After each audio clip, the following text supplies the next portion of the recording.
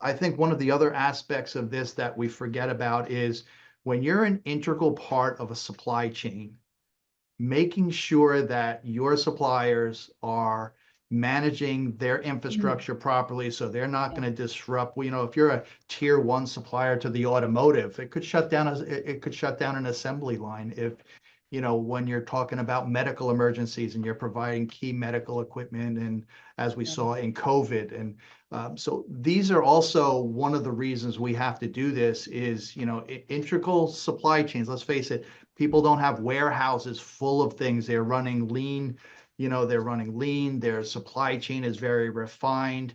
And if if you're a piece of that supply chain, customers are now looking for you to protect them as one of your customers. So one of the reasons, you know, you have to look at that is you have to look at your position and what it means if your company fails. An example, we had one of our suppliers had a breach. They could not take an order, they could not ship an order, they could not receive money, they could not pay their bills for 40 days Oh, because of ransomware. Wow. Wow. Okay. And horrible. so thank God we're already looking at raw material suppliers and making sure we have backups for our critical raw materials. And, you know, it didn't affect us like it could have affected some.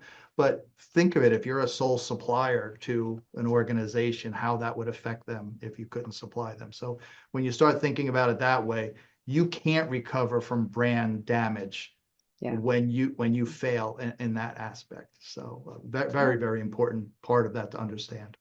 And it's true, you bring up a very good point about supply chain is an additional part of privacy is now it's not just the my company's privacy, it's you know, our needs extend to our vendors, you know, and we have, you know, as GDPR requires contractual requirements that our vendors have to do, and then they have to have the same sort of responsibilities to their vendors, and it flows down that everyone that our company works with and touches needs to have a similar ethical attitude toward privacy. And this is just the norm in, I think, in the industries now, that it's not just the company silo, it's all the company's suppliers, all the company's customers expect this and expect it from us, and who we buy from, who we make for, where we get our products, where we get our supplies.